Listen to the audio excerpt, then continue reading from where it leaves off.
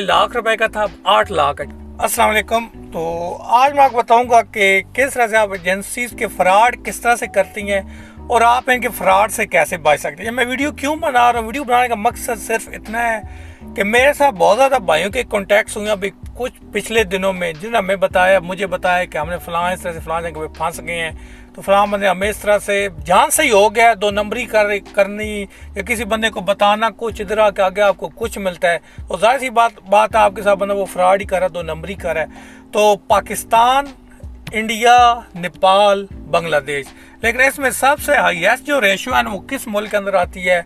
पाकिस्तान के अंदर आती है। मेरा खुद पाकिस्तान से ताल्लुक और मैं इन सब चीज़ों से गुजरा हूँ, मुझे इन चीज़ों को पता है।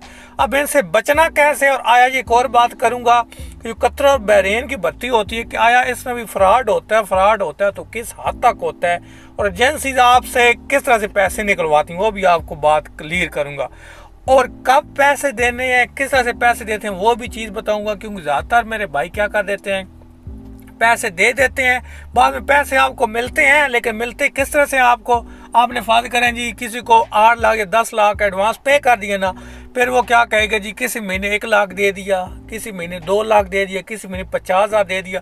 तो इस तरह से करके आपको कहीं जाके 1-2 साल में आपको अपने पैसे वापस किए जाते हैं। वो पैसे जो आपने दिए होते हैं, ठीक हो गया, वो फर्ज करें अगर 1 साल पहले 8 लाख की वैल्यू थी ना, तो 1 साल बाद हो सकता है जो 12 लाख होगा वो 8 लाख के बराबर भी नहीं होगा। क्यों? क्योंकि हमें पता है हमारी करेंसी दिन ब दिन गिरती रहती है, ठीक हो गया। तो इन चीज़ों से आपने कैसे बचना है और एजेंसियाँ फ्रॉड किस तरह से करती हैं। तो सबसे पहली बात ये कि फ्रॉड का किस तरह उन्होंने तरीकाकार बनाया है, किस तरह से फ्रॉड करते हैं। होता क्या है मेरे भाइयों, पाकिस्तान के अंदर जितनी भी एजेंसीज हैं, फर्ज करें मेरा शहर से ताल्लुक है, चकवाल से आगे मेरा गांव है, अब होता क्या है, किसी बंदे का वीज़ा लग गया, ईटीसी क्या हुआ है जी, किसी एक बंदे का फर्ज करें सिक्योरिटी के वीज़े निकले हुए हैं, या कहीं पर हेल्पर के निकले हुए हैं, क्लीनर्स के निकले हुए हैं, कोई भी वीज़े निकले हुए हैं, गल्फ की बात करूँ, यूरोप की बात नहीं कर रहा हूँ, ठीक हो गया, किसी चीज़ के वीज़े निकले हुए हैं, क्या होगा, एक आध बंदे का वीज़ा उन्होंने दे देना है। फर्ज करें उन्होंने 100 बंदों का अप्लाई किया है ना, 1-2 बंदे को वीज़ा दे देंगे, फिर क्या कहेंगे कि जी हाँ जी, वो जो बंदा होता है ऑलरेडी वो आके आप लोगों को बताएगा कि हाँ जी मैंने फलां एजेंसी से वीज़ा ले लिया है।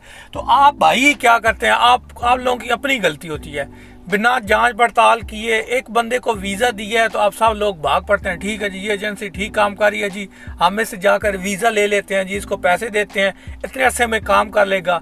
ये आप लोगों की गलती है। क्यों गलती मेरे भाइयों? एक तो आप जाँच पड़ताल नहीं करते हो, आप वहां पर जाकर ये तो देखें कि इसने एक बंदे को वीज़ा दिया है तो लोगों ने पैसे कितनों ने जमा कराए, कितने लोग बर्बाद, कितने लोग हुए, ठीक हो।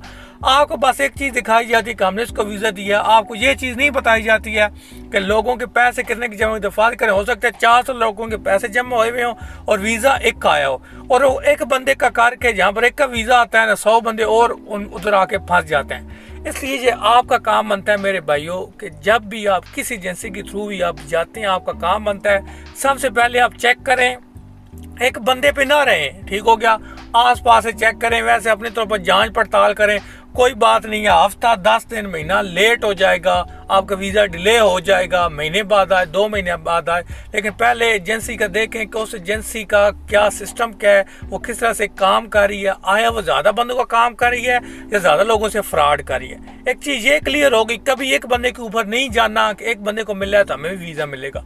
दूसरी चीज़ कि पैसे आपने कब देने। अब ज़्यादातर भाई क्या करते हैं जी कि हाँ जी मैंने अप्लाई किया हुआ है, तो एजेंसी वाला बोल रहा है जी आपका मेडिकल मैं करा दूंगा, लेकिन मेडिकल से पहले क्या है जी, आप पैसे मुझे एडवांस दे दो, ठीक हो गया। 4 लाख का वीज़ा या 6 लाख का वीज़ा है, तो मैं ऐसा करो मुझे 3 लाख दे दो, मेडिकल कराओ, मेडिकल क्लियर होगा, 3 लाख और दे देना, तो तुम्हारे महीने के अंदर वीज़ा आ जाएगा। तो मेरे भाइयों ऐसा कोई चक्कर नहीं होता है, ना ही कोई ऐसा करता है। अगर आप में से कोई बंदा ऐसा कर चुका है या आपको ऐसा करने को कोई कहता है जो कर चुका है, तो उससे बड़ा बेवकूफ़ कोई नहीं है। अगर कोई ऐसी चीज़ें करने का सोच रहा है, तो अगर या आपको कोई कहता है कि ऐसा करो, तो मेरे भाई आपने कतई ये काम नहीं करना है। पैसे आपने कब देने होते हैं, अब इस बात पे आ जाते हैं। पैसे मेरे भाई आपने उस वक्त तक नहीं देने हैं, पूरे पैसे जब तक आपका वीज़ा नहीं आ जाता है। सबसे पहले आपने पैसे कब देने होते हैं, जब आपने मेडिकल कराया है, आपका मेडिकल फर्ज करें क्लियर हो गया। जब मेडिकल आपका क्लियर हो गया है तो उसके बाद आपको पता चल जाता है कि हाँ यार मैं फिजिकली फिट हूँ, तो उसके बाद आप उसको 50,000 या लाख रुपए जितना भी वो बनता है आप उसको दे सकते हैं। अगर वीज़ा 5-6 लाख का है तो तब, अगर वीज़ा ही 3 लाख का है तो फिर लाख रुपए देने की जरूरत कौन नहीं है। 30,000 या मैक्सिमम 50,000 आपने से ज़्यादा आपने पेमेंट नहीं करनी है। उसके बाद सारी पेमेंट आपने किस वक्त करनी है, जिस वक्त आपने देखना है कि आपका जो वीज़ा है वो आ चुका है। वीज़ा किस तरह से आ चुका है, कैसे पता चलेगा? कोई भी कंट्री है, चाहे कतर है, बहरीन है, कुवैत है, दुबई है, उसके बाद अबू धाबी जाते हो, यूएई में कहीं भी जाते हैं आमिर भाई, अब किसी जगह भी जाते हैं, हर कंट्री का ऑनलाइन सिस्टम मौजूद है। आप अपना पासपोर्ट नंबर दर्ज करेंगे, आपको पता चल जाएगा कि आपका वीज़ा इशू हुआ है, वीज़ा नहीं इशू हुआ है। अगर आपको उधर आ जाता है कि आपका वीज़ा इशू ऑलरेडी हो चुका है तो उसके बाद आपने पेमेंट करनी है। जब आप पेमेंट कर देंगे फिर आपको इशू नहीं होने लगा कि मेरे पैसे फंस गए, क्योंकि आपने वीज़ा ऑलरेडी चेक कर लिया है कि आपका वीज़ा आ चुका है। फिर जैसे ही आपका वीज़ा उधर रेडी हो जाएगा कि आप इसका प्रिंट आउट निकल सकता है, आपको एजेंसी कॉल करेगी, बताएगी कि हाँ जी आप आ जाएँ। अभी आपकी तस्दीक वगैरह होगी, बायोमेट्रिक होता है, थोड़ा बहुत ठीक हो गया, या प्रोटेक्टर वगैरह जिसको माल में बोलते हैं, प्रोटेक्टर होगा, उसके बाद आपका टिकट होगा। जब ये काम कंफर्म हो जाएंगे तो उसके बाद आपने पैसे देने हैं। उससे पहले कोई बंदा मेडिकल के बाद आपसे सारे पैसे मांगता है, मेरे भाई कभी भी आपने उसको 1 रुपया भी नहीं देना है। उस बंदे से बेशक उसी वक्त जान छुड़ा लेनी है, खली वली आपने वीज़ा लेनी नहीं है ऐसे बंदे से। ठीक हो गया, एक ये चीज़ क्लियर हो गई। अभी एक और आ जाते हैं जी, पाकिस्तान का तो सब ज़्यादा चीज़ चलती कतर और बहरीन की, कि इधर क्या फ्रॉड होता है, क्या 2 नंबरी होती है। तो जी हाँ मेरे भाई, फ्रॉड को तो आप बोल सकते हैं किसी हद तक, फ्रॉड आप नहीं कह सकते, लेकिन आप उसको ये कह सकते हैं कि आपसे चार्जेस ज़्यादा लिए जाते हैं। ठीक हो गया। बहरीन की बात करूँगा, बहरीन में इतने चार्जेस नहीं लिए जाते हैं, फौजी टावर के थ्रू भर्ती होती है।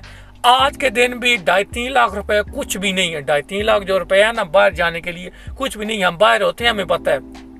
इतना अगर आपसे कोई इदारा ले रहा है तो वो ठीक हो कि समझ में किस हद तक आती है, लेकिन इसी जगह आप सेफ मैन पावर के थ्रू जाते हैं तो वो आपसे सारे खर्चे डलवा डलू के आपका काम तकरीबन 8 लाख तक आजकल पहुंचा रहे हैं, जो कि मैं कहता हूँ इंतहाई ज़्यादा रकम है। ठीक है ना, जहाँ तक मेरा अंदाज़ा बनता है 3-4 लाख से ज़्यादा का खर्चा नहीं होना चाहिए था, मैक्सिमम 4 लाख। ठीक है, तो लेकिन वो क्या करते हैं, इतने पैसे लेके साथ पे टिकट के पैसे भी आपके ऊपर डाल देते हैं, सारी चीज़ें डाल देते हैं। लेकिन बात क्या है कि काम होता है, उधर भी 2 नंबरी भी चलती है, सिफारिशें भी चलती हैं। जिन लोगों की सिफारिश होती है वो लोग पहले आ जाते हैं। ठीक हो गया, सारे काम होते हैं, लेकिन फिर भी क्या है, काम होता है। अभी भी कोई लड़कों का हुआ है कुछ नहीं, अच्छा खासा 300-350 का बैच गया है कतर के लिए। लेकिन क्या है दोस्तों कि हमारा पाकिस्तान के अंदर कोई भी काम होना एजेंसी के थ्रू ही है, बात वही आ जाती होना एजेंसी के थ्रू है।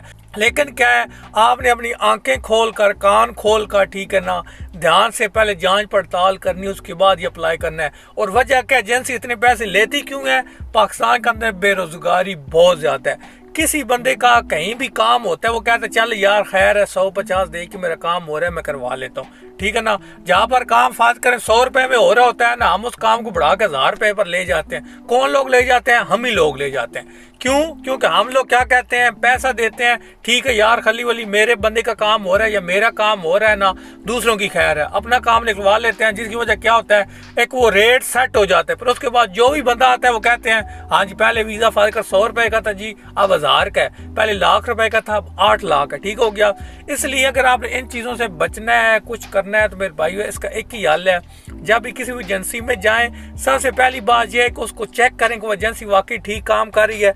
किसी एक बंदे पे नहीं करना, एक बंदे का वीज़ा है, मुकम्मल जांच पड़ताल करें। सेकंड चीज़ ये है कि पैसे आगे कभी भी नहीं फंसेंगे जब तक आपका मेडिकल क्लियर नहीं होता, आपका ऑनलाइन वीज़ा शो नहीं होता है, आपने किसी बंदे को पैसे नहीं देने हैं।